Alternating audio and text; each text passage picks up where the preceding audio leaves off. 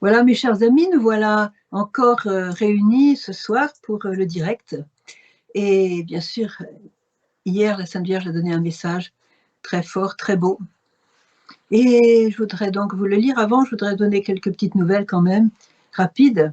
D'abord, nous avons fêté l'anniversaire du Père Slavko, qui est, vous savez, il est mort, enfin, il est né au ciel en novembre, le 24 novembre 2000, dans l'an 2000, donc pendant l'année sainte. Et le 25 novembre, lorsque la Vierge a donné le message du 25, la Vierge nous a dit, chers enfants, réjouissez-vous avec moi parce que votre frère Slavko est né au ciel et il intercède pour vous. Autrement dit, elle a entre guillemets, elle a en quelque sorte canonisé le Père Slavko, puisqu'elle a dit, elle qui est au ciel, qui voit tout, elle a dit qu'il était né au ciel. Alors bien sûr, le 24 novembre, on a donc avant-hier, on a célébré cette fête, on l'a prié, on est au cimetière devant sa tombe, on a plein de fleurs, plein de bougies, plein de voilà.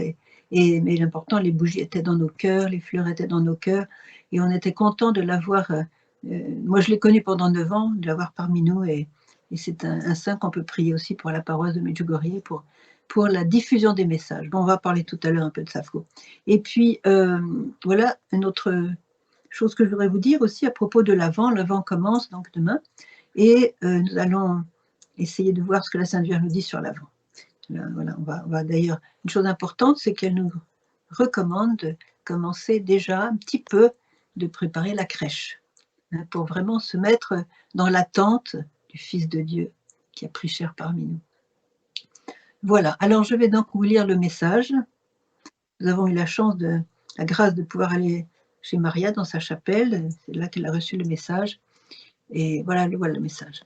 Alors, chers enfants, le Très-Haut m'envoie vers vous pour vous enseigner la prière. La prière ouvre les cœurs, donne l'espoir, et la foi naît et se fortifie. Moi, petits enfants, je vous appelle avec amour.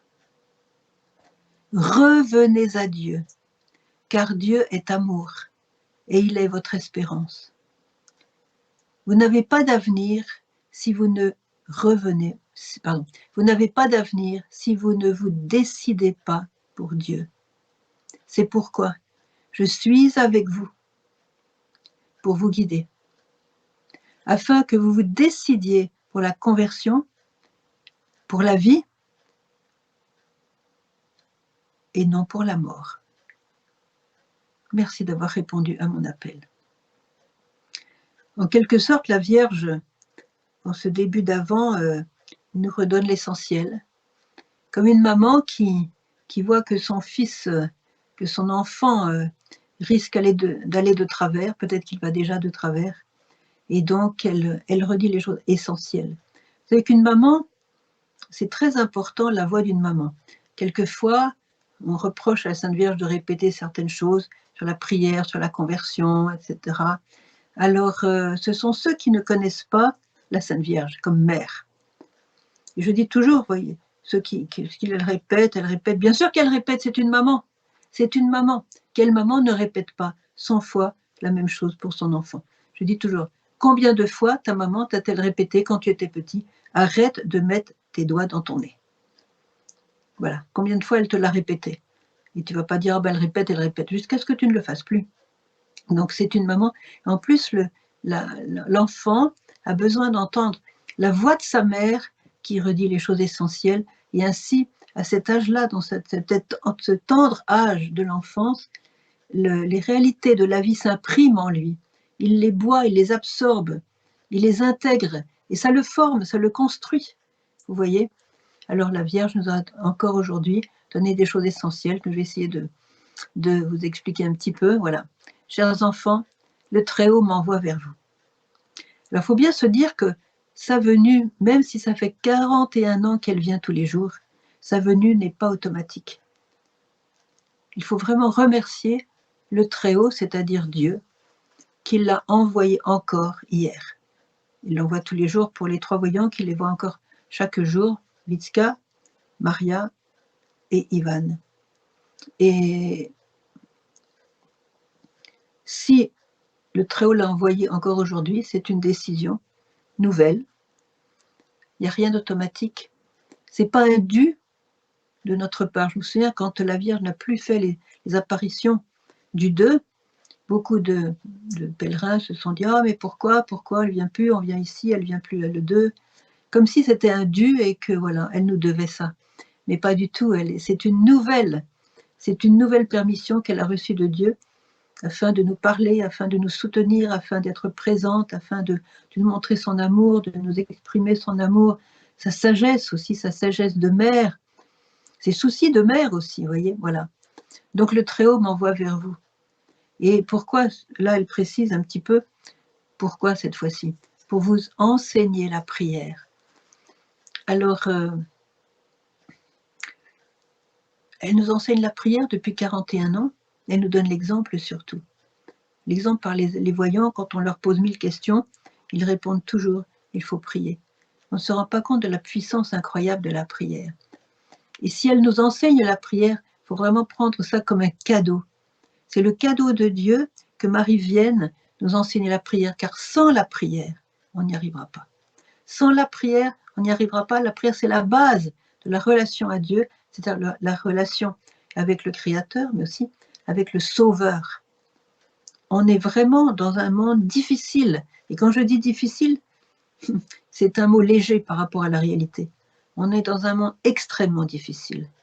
On est dans un monde dangereux. Et elle nous enseigne la prière pour qu'on en sorte de cette crise dans laquelle nous nous sommes mis nous-mêmes, comme elle le dit, parce que nous n'écoutons pas Dieu. Donc elle vient nous enseigner la prière et on la remercie pour ce cadeau. Et puis elle continue, la prière ouvre le cœur. Elle donne les fruits de la prière. Ce sont des fruits infiniment désirables. La prière ouvre les cœurs. Combien de cœurs aujourd'hui, à cause de la peur, à cause de l'angoisse, à cause du manque d'amour, l'amour s'est refroidi dans les cœurs aujourd'hui. Il y a beaucoup plus d'individualisme, d'égoïsme, vous voyez. Donc c'est dur, il y a beaucoup de gens qui vivent la dureté des relations humaines, vous voyez. Et là, la prière ouvre les cœurs. Voilà, la prière va ouvrir notre cœur. Ensuite, elle continue. La prière donne l'espoir. Vous voyez, c'est extraordinaire parce qu'aujourd'hui, justement, c'est ce qui manque. La prière donne l'espoir. Il y a un futur avec la prière. Ce n'est pas un mur qu'on a devant nous. C'est un beau futur, une relation avec celui qui nous aime, avec celle qui nous aime. Et puis un espoir aussi pour le monde. On espère aussi que le monde va changer.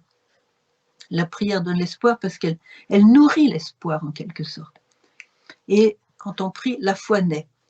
La foi naît, vous savez que la foi, qu'est-ce que c'est? C'est l'adhésion au Seigneur.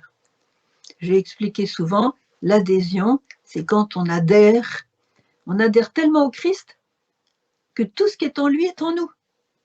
Tout ce qui est à lui est à nous. Vous voyez? C'est ça l'adhésion. C'est qu'on fait une seule chose avec lui. Alors, et qu'est-ce que nous dit la Vierge aujourd'hui? Que la foi naît quand on prie.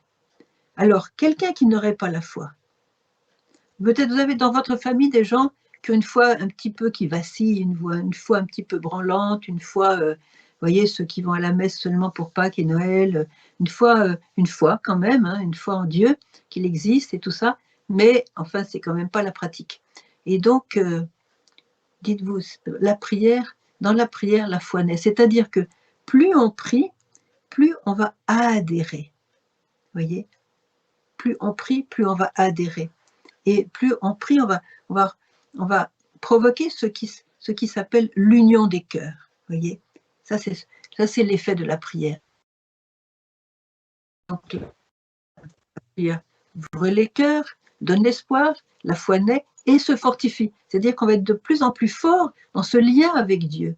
Et on va être de plus en plus enraciné, vous voyez, dans la personne de Dieu, dans la personne de notre Créateur, de notre Sauveur. Et on n'aura plus peur de rien. C'est aussi le fruit de la prière. On n'a plus peur de rien parce qu'on est avec lui et il est avec nous. C'est une relation avant tout. La prière, c'est une rencontre. C'est une rencontre avec l'amour. Et les fruits de la prière, c'est ça. Vous voyez, elle a dit par exemple que Medjugorje, est le lieu de la rencontre des cœurs. D'abord son cœur à elle qui a commencé à venir il y a 41 ans, et puis le cœur de son fils dont elle nous parle constamment.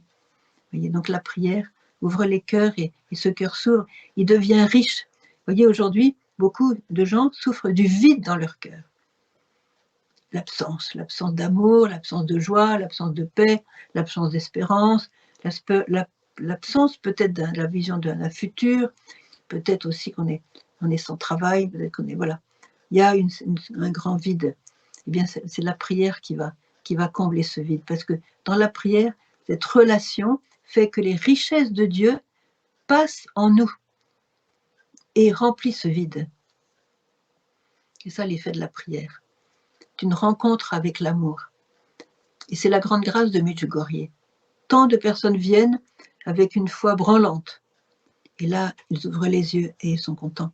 Ils retrouvent la joie qui se trouve dans la prière, parce qu'ils ont touché Dieu, en quelque sorte, ici. Ils ont touché le ciel, ils ont touché Dieu. Et c'était leur désir. En fait, c'est le désir du cœur humain. C'est le désir de tout cœur humain, de toucher Dieu, d'avoir cette certitude qu'on est aimé, qu'on a un créateur qui nous a créés par amour, pour l'amour, et qui nous attend avec amour là où il se trouve maintenant, c'est-à-dire au ciel, qu'il nous donne un chemin de sainteté pour aller au ciel. Alors, avec la Vierge Marie, donc, elle nous dit, moi, petits enfants, je vous appelle avec amour. Alors, vous voyez, dans l'Évangile, quelquefois, on voit Jésus qui se met en colère. Un jour même, il a dit, race de vipères.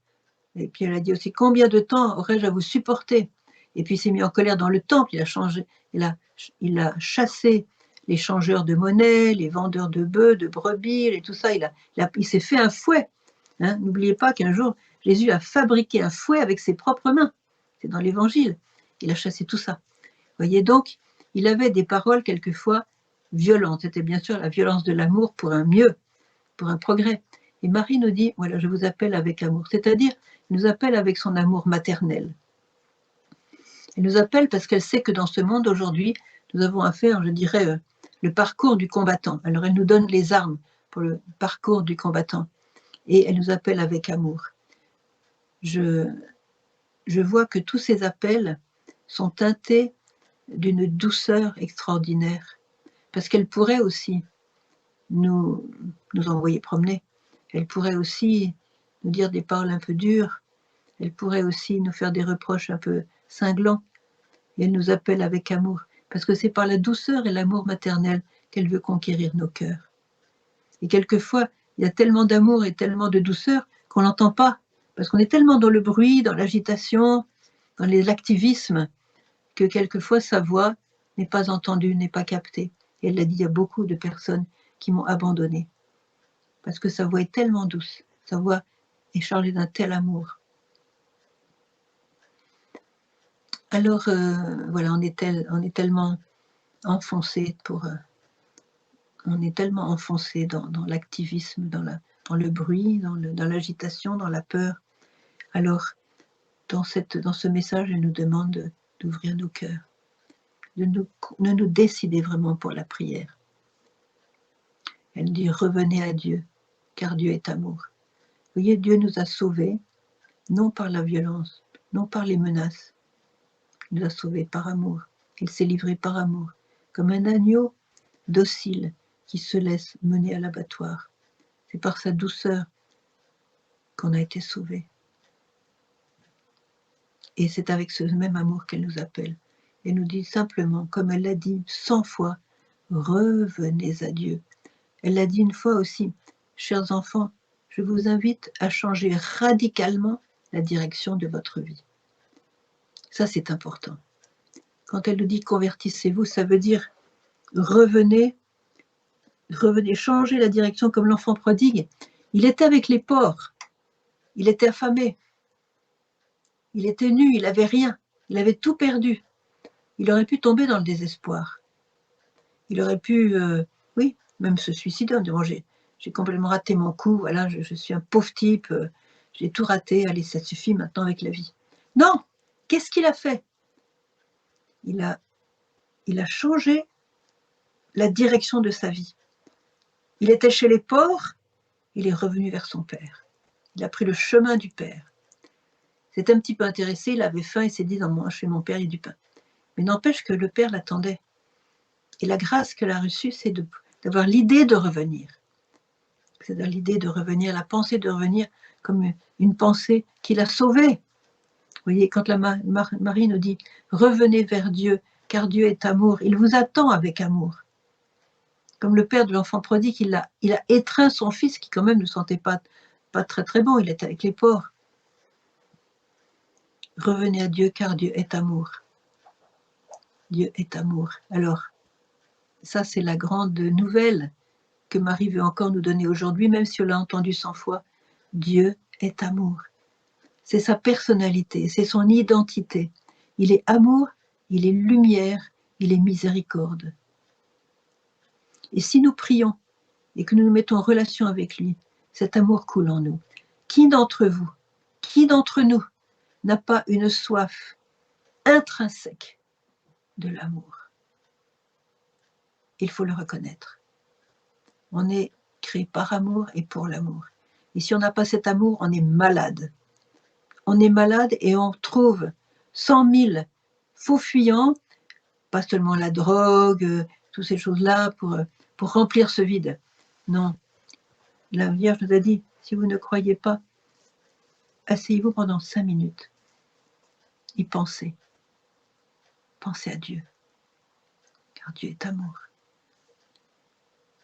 Je connais un frère qui est juif, il est messianique, et il est architecte.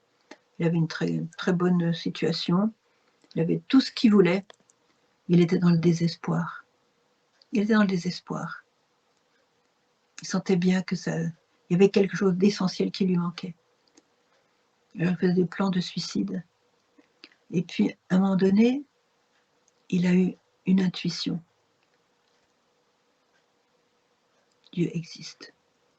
Et une autre intuition, c'était, si Dieu existe, vu le monde dans lequel nous sommes, Dieu ne peut être que dans la souffrance.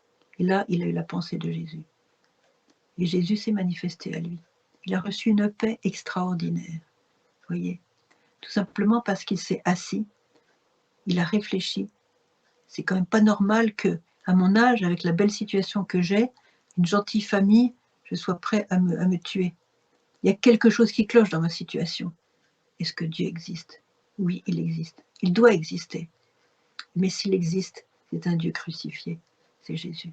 Il a reçu la lumière du Saint-Esprit comme ça. Voyez?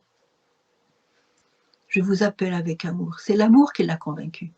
Il a été douché par l'amour, voyez. Il a compris que Dieu était amour. Dieu est amour. C'est la grande nouvelle. Même si vous le saviez déjà. Aujourd'hui, dites-vous, mais Dieu, mon Dieu, celui qui m'a créé, celui qui m'a façonné, celui qui m'a donné un cœur, il est amour et il m'aime infiniment. Et il veut me donner cet amour. Il veut enflammer mon cœur de son amour. Il veut que je devienne amour comme lui, avec lui, en lui, que je demeure dans l'amour et que l'amour demeure en moi, comme dit Saint Jean. Voyez, Dieu est amour.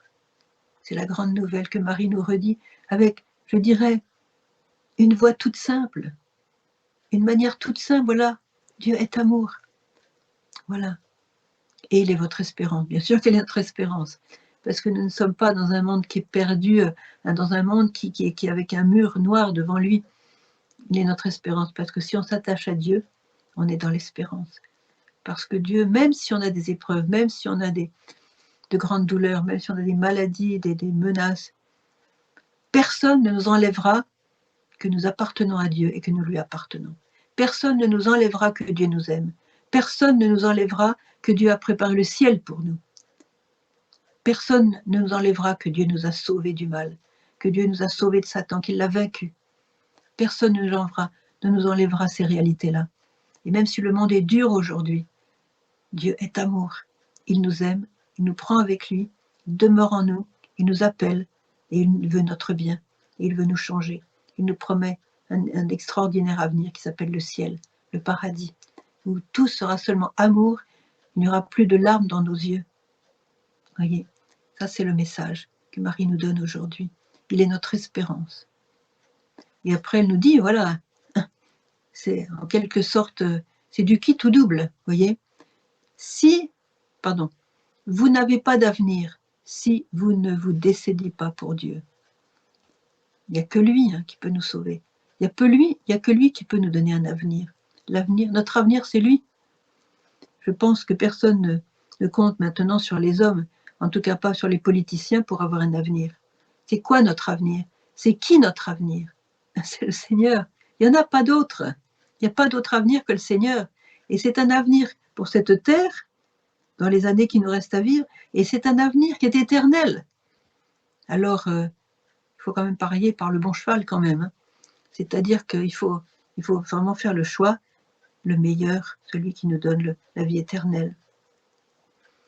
Si vous ne vous décidez pas pour Dieu, vous n'avez pas d'avenir. Alors, je voudrais vous lire, faire une petite comparaison.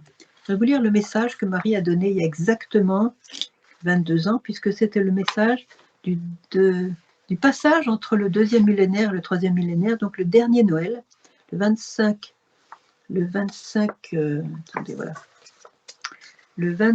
décembre de l'an 1999, donc c'était quelques jours avant l'an 2000. Alors, je prends un passage de ce message.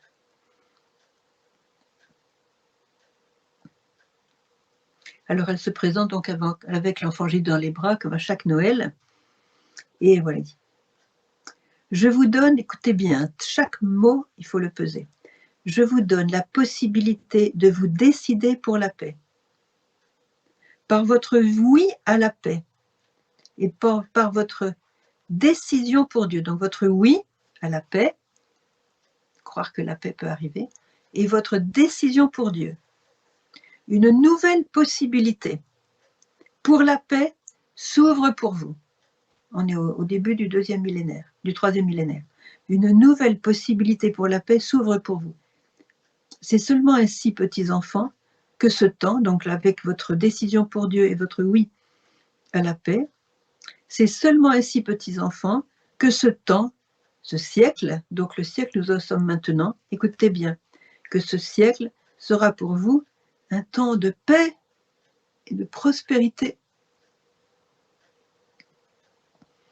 Voilà, le siècle qu'elle avait prévu, c'était un siècle de paix et de prospérité. Et où sommes-nous maintenant? Vous avez retenu ce qu'elle a dit le mois dernier?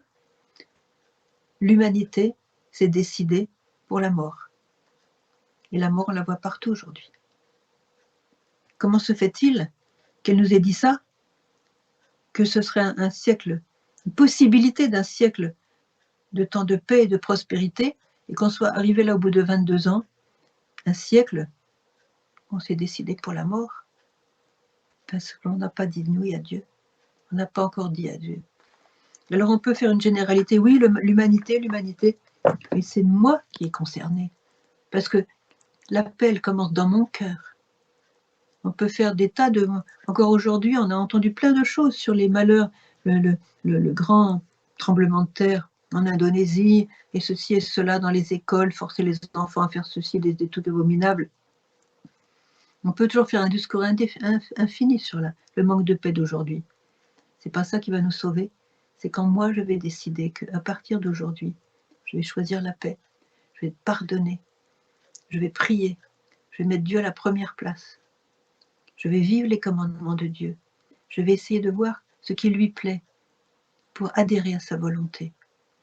Et je vais l'aimer. Je vais lui dire dans la prière que je l'aime, même si je ne le connais pas beaucoup, même si je suis un petit peu dans l'aridité. Je veux l'aimer, je l'aime. Si je veux l'aimer, je l'aime déjà. Vous voyez? Et là, voilà, on se décide. On se décide pour Dieu. Sinon, on n'a pas d'avenir. Et là, elle est très claire. Elle est très claire. Le monde essaye de se créer un avenir sans Dieu. Ça ne marche pas. Ça ne marche pas. Un avenir sans Dieu, un avenir où on met Dieu aux oubliettes, ça ne marche pas. Et on le voit, on est en plein dedans, on le voit. Alors là, elle nous dit, voilà, c'est pourquoi je suis avec vous pour vous guider. J'ai apprécié ce mot, je suis avec vous. Imaginez la Vierge Marie, la Mère de Dieu, la Sainte Vierge, la Mère de miséricorde, la plus belle femme du monde, la femme la plus aimante du monde, la meilleure mère du monde. Elle est avec toi. Elle est avec toi. Elle est avec moi. Elle est avec nous, chacun de nous. C'est notre maman. Elle l'a dit, je suis avec vous. On est dans la panade, on est dans la peur peut-être, on est dans la maladie, on est dans la difficulté, peut-être même matérielle, financière, de santé, de relations humaines, de famille, de travail. Eh bien, elle dit, je suis avec toi. N'aie pas peur, je suis avec toi. Je suis ta maman. Je suis toute puissante, parce que mon fils écoute toujours sa mère. Alors prie, mets-toi à prier et crois que je suis avec toi. Accueille-moi dans ta vie. Je suis avec toi. Ne fais pas semblant que je ne sois pas là, parce que je suis avec toi. Ne fais pas semblant de m'ignorer. Ne me rejette pas. Ne rejette pas mes paroles. Je te les donne parce que je t'aime. Je veux te guider, voilà. C'est pourquoi je suis avec vous, pour vous guider. La mère de Dieu, c'est comme un GPS, vous voyez. Un GPS, qu'est-ce que c'est? Un GPS, c'est très pratique dans les voitures, surtout pour quand on ne connaît pas très bien les directions, on n'a pas le sens de la direction comme moi. Alors le GPS, ça nous évite les écueils, les embouteillages, les bouchons, les déviations, les accidents. Voilà, Marie, prenez-la pour vous guider.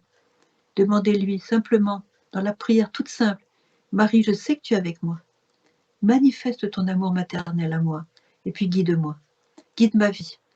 Je me remets entre tes mains, je m'abandonne à toi, je m'abandonne à ton Fils Jésus. Et dans la prière, indique-moi, incline mon cœur vers la pensée de Dieu, vers la volonté de Dieu, parce que je veux le suivre. Je suis avec vous pour vous guider. Elle voit, vous voyez, un GPS, il voit tout le parcours qu'on doit parcourir. Il voit les écueils, les bouchons. Et comme il le voit, il le dit, voilà, ne prenez pas cette route-là, prenez l'autre. Marie, elle voit les plans de Satan. Elle voit les plans du destructeur. Elle voit le plan de celui qui veut nous détruire. Et parce qu'il a un plan pour chacun de nous, comme Dieu a un plan pour chacun de nous. Et elle veut toujours nous pousser vers le plan de Dieu. Il nous prévient du plan de Satan. La haine, la jalousie, l'impureté, tout ça, quoi. Le mal, la violence. Alors, quand elle nous guide, elle nous évite les bouchons. Laissez-la vous guider. Et elle veut donc nous... Alors voilà, je suis avec vous pour vous guider, je finis le message. C'est elle qui donne la clé du bonheur. Je vais vous guider afin que vous décidiez pour la conversion et pour la vie et non pour la mort. Voilà. Décidez pour la vie et non pour la mort. Et comme le monde, l'humanité, comme elle a dit, s'est décidée pour la mort, elle rassemble le petit reste de ceux qui veulent bien l'écouter, de ceux qui veulent bien marcher avec elle, de ceux qui veulent bien accueillir son Fils, vivre avec son Fils, vivre les commandements de Dieu, vivre les paroles de Jésus dans l'Évangile. Et là, alors, on a choisi la vie. Et c'est ce petit reste qui va sauver le monde. Dieu va travailler avec ce petit reste. Et faites part de ce petit reste. Soyez membre de ce petit reste. C'est-à-dire, priez de tout votre cœur. Mettez la prière comme un essentiel de votre vie. Et puis vivez les commandements de Dieu. Vivez ce qui plaît à Dieu et que vous trouvez dans l'Évangile. Je ne sais pas, Yann, si je n'ai pas déjà un peu dépassé mon temps. En tout cas, je voudrais simplement faire ce très beau passage, puisque Dieu est amour. Il nous demande aussi d'être amour aussi. Voilà. Donc c'est dans Saint Luc, fameux chapitre 6 de Saint Luc. Montrez-vous compatissant comme votre Père est compatissant. Ne jugez pas, vous ne serez pas jugé. Ne condamnez pas, vous ne serez pas condamné. Remettez et vous sera remis. Donnez et l'on vous donnera. C'est une bonne mesure, tassée, secouée, débordante, que l'on versera dans votre sein. Car de la mesure dont vous mesurez, on mesurera pour vous. Et puis aussi, dans le même passage, à qui t'enlève ton manteau, ne refuse pas ta tunique. À quiconque te demande, donne. Et à qui t'enlève ton bien, ne le réclame pas. Ce que vous voulez que les hommes fassent pour vous, faites-le pour eux pareillement. Si vous aimez ceux qui vous aiment, quel gré vous en saura-t-on? Car même les pécheurs aiment ceux qui les aiment. Et si vous faites du bien à ceux qui vous en font, quel gré vous en sera-t-on? Même les pécheurs en font autant. Au contraire, aimez vos ennemis, faites du bien et prêtez sans rien attendre en retour. Votre récompense alors sera grande, et vous serez les fils du Très-Haut, celui qui a rendit Marie, le fils du Très-Haut, car il est bon, lui, pour les ingrats et les méchants. Voilà. Dieu est amour, et il veut nous transformer en son amour. C'est ça la bonne nouvelle que Marie nous donne. Et je nous invite donc à cette conversion, changer la direction de notre vie, et puis de décider pour la vie et non pas pour la mort. Et même si on a beaucoup de signes de mort dans le monde actuel, c'est l'occasion pour la Vierge Marie de nous appeler et de nous dire, là, est-ce que tu es de mon côté? Est-ce que tu es du côté de la vie? Est-ce que tu luttes pour la vie? Est-ce que tu as choisi la vie? Est-ce que tu as choisi la vie? Est-ce que tu as choisi l'amour? Et c'est très beau parce que Marie nous rassemble dans son manteau maternel, et si nous sommes avec elle, nous sommes protégés des flèches empoisonnées du malin. C'est une autre vie. Alors, c'est l'invitation que je vous donne. Accueillez tout simplement. Marie vous dit, je suis avec toi. Alors dites-lui ce soir, moi aussi Vierge Marie, je suis avec toi. Je veux rester avec toi. Je prends ta main et je veux marcher avec toi. Tu vas me guider, me laisser guider. Je t'abandonne toutes mes affaires, tout ce que je suis. Tu es avec moi et je suis avec toi. On marche ensemble. Amen.